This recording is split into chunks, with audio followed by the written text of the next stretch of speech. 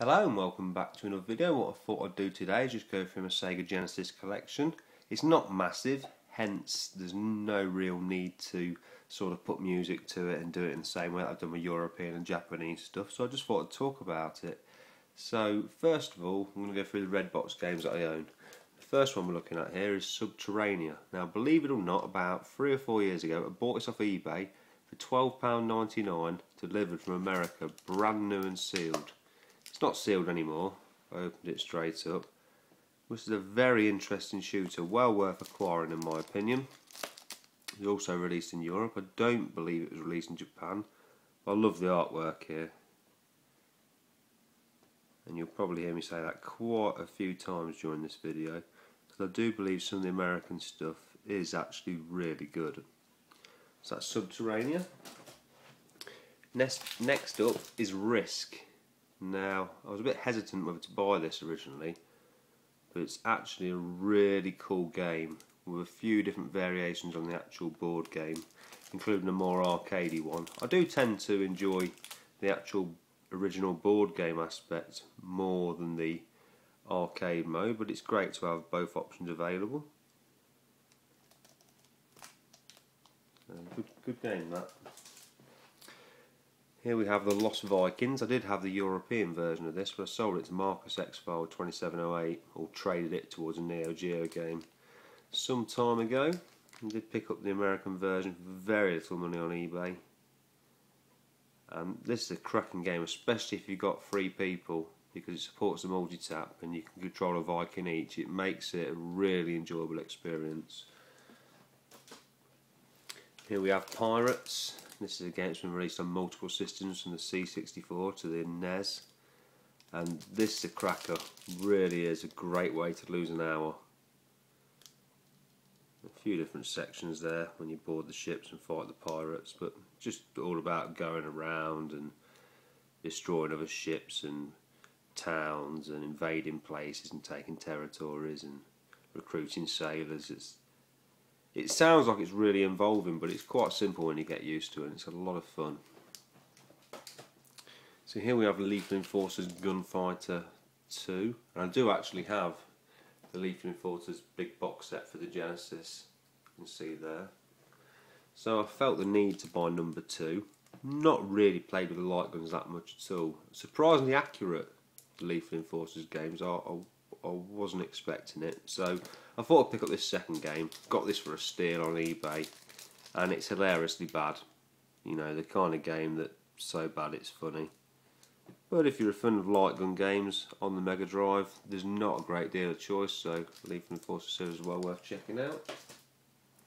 And last for the red box games, we have Battletoads, which is just a conversion of the NES game, or the NES game, and it's a little bit better, a little bit more colourful.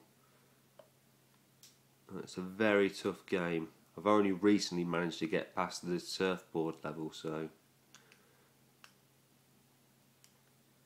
you know, worth tracking down. I think if you've got nostalgic memories of the Battletoads game, or if you just like Battletoads in general, this is probably the definitive version. So here we are, and we've got Rampart. Now this is a really cool game. Love the cover art on this one again. And this is a great sort of strategy game, or arcade strategy game. I've shown gameplay of this game, and many of the titles I'm showing here on my channel. Still yet to play this in 2-player, but I should imagine it's an absolute blast. Certainly the single player campaign is good fun, but it soon gets extremely difficult.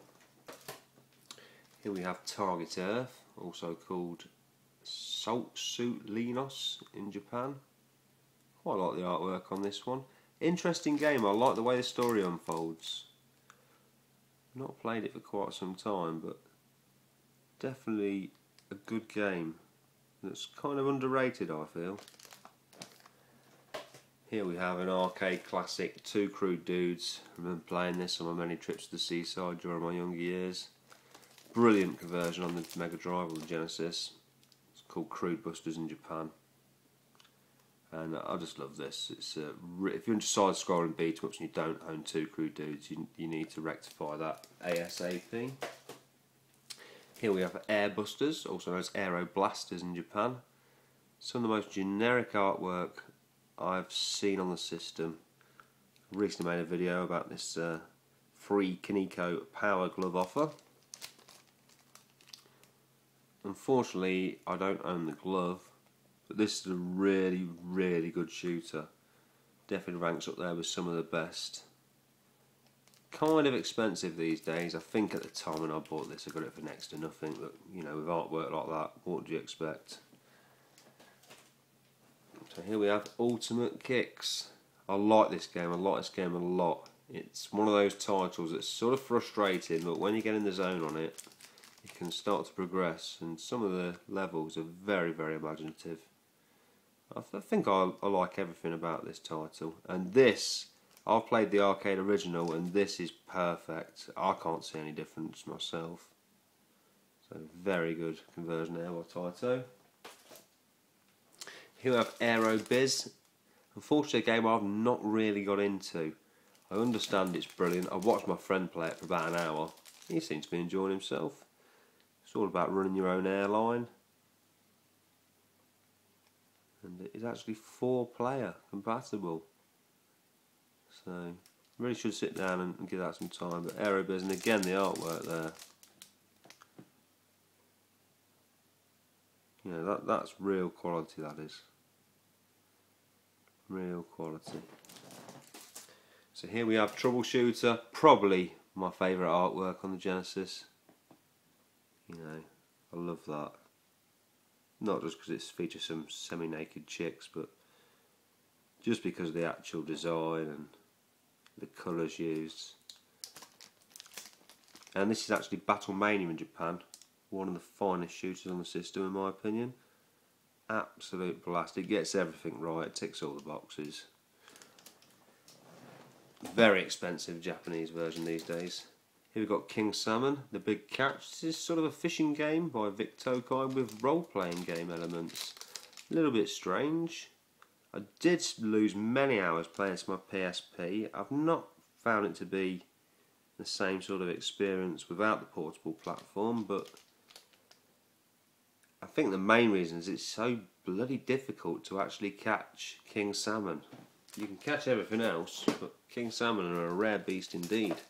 So here we have Championship ProAm, and this is another NES conversion. This one's from Rare, published by Trade West. I've got a lot of time for this game. It's one of those titles you can stick on and play for half an hour and just get a bit of a buzz out of having a go on it. Put it down and you know worse or better off. Definitely worth checking out, and this is a Genesis exclusive. So here we have another Genesis exclusive, developed in the UK but never released outside of America, and it's Outlander. This was originally going to be a Mad Max title. They lost the license at the last minute, but they still brought the game out, and this is a game that receives many a mixed reaction. I think technically it's very impressive. I love the gritty soundtrack, I love the box art. Definitely up there with some of the best on the system. I kind of get a kick out of playing the game. I certainly don't regret picking it up. And I think if you're a fan of technical things and you're into sprite scaling, this is one title you should add to the collection, because there's a lot to like here. So that's it really. Just thought I'd quickly go over my Genesis games, although it took longer than I was expecting. And I thank you for watching. Hopefully I'll load some more videos soon.